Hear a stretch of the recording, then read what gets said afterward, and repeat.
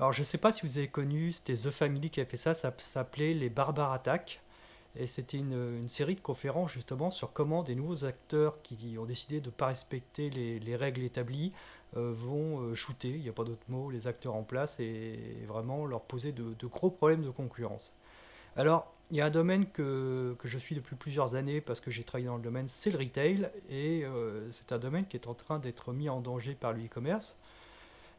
Il y avait déjà des guerres dans le retail entre retailers. Par exemple, quand une enseigne met la pub dans votre boîte aux lettres, c'est pour essayer que vous soyez son client plutôt que d'aller dans une autre enseigne.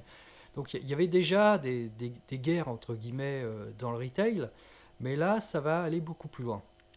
Alors la guerre dans le retail c'est pas nouveau, hein. Si vous lisez Au bonheur des dames de Émile Zola, quand même, quand ça datait, déjà les petites boutiques ont été détruites par les grands magasins, puis après les grands magasins par les centres commerciaux, etc. Et maintenant, c'est le e-commerce qui faisait déjà concurrence, mais qui là va directement faire concurrence dans le magasin.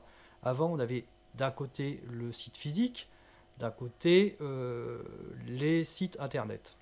Alors, il y a un site qui est très intéressant qui s'appelle Shein, S-H-E-I-N, qui vend des vêtements hommes, femmes, qui vend maintenant de plus en plus de choses. Alors Shein, leur proposition de valeur, c'est de vous vendre des vêtements de style Zara au tiers du prix, voire au quart du prix de ce que propose Zara, H&M et compagnie. Donc c'est entièrement online, c'est chinois. Au départ, c'était un peu bricolo, on va dire. Les tailles des vêtements n'étaient pas forcément bonnes. Alors, ils ont résolu ce problème, déjà par des tailles beaucoup plus fidèles. Ensuite, ils ont travaillé sur les retours. Les retours sont gratuits. Tout ce qui était sac à main, chaussures, c'était un peu catastrophique. Maintenant, ça commence à monter en niveau. C'est là où est toute la force, je trouve, de ce type de site. Moi, j'ai travaillé dans les années 2000 avec la Chine. Et déjà à l'époque, ce qui m'a étonné, c'est leur capacité d'adaptation. Vous leur demandez quelque chose, le directeur de l'usine, parce qu'à l'époque c'était vraiment, on travaille directement avec les usines, vous disiez pas de problème, si vous payez, il y aura toujours une solution. Et bien Shein, au fur et à mesure, est en train de s'adapter, est en train de gagner en niveau pour devenir un concurrent sérieux du retail physique. Mais là où ça va beaucoup plus loin, c'est que dans l'appli Shein, il y a quelque chose qui est absolument incroyable maintenant. Je vais vous montrer une petite vidéo. Voilà, là je crois que c'est en Espagne, hein. Voilà, c'est que maintenant, dans l'appli Shein, vous avez, on va le voir, une fonction appareil photo. Donc vous ouvrez l'appli Shein, vous ouvrez l'appareil photo, vous scannez un article, vous prenez en photo, et Shein va vous proposer toutes les alternatives qui ressemblent comme deux gouttes d'eau au produit que vous voulez acheter. Donc là, c'était un sac à main, donc imaginons un sac à main qui vaut une trentaine d'euros, j'en sais rien, vous allez avoir le même à 10 euros directement, vous appuyez sur Shein et c'est fini. Donc le e-commerce, en tout cas certains acteurs du e-commerce, sont là pour vous défoncer, il n'y a pas d'autre mot, même dans vos magasins. Donc les gens qui sont en train, vos clients qui sont en train de faire du shopping, en réalité, lorsqu'ils sont chez vous, ils peuvent faire du shopping sur Shein.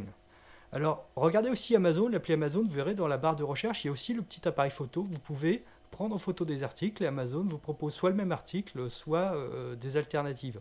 Donc Amazon le fait aussi.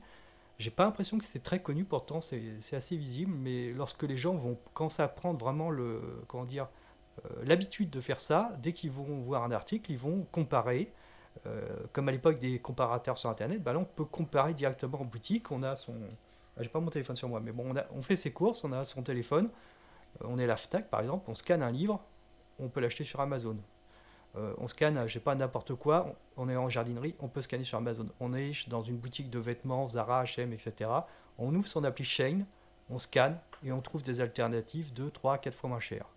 Alors le problème des boutiques comme H&M et Zara, c'est qu'elles vendent des choses qui sont plutôt basées sur leur proposition de valeur, c'est le prix bas.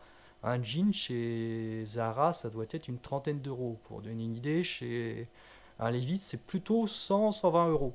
Donc leur proposition de valeur, c'est de faire du pas cher. Le problème, c'est que Shein, avec sa force de production, ses automatisations, pas de boutique, etc., forcément est bien meilleur sur cette proposition de valeur.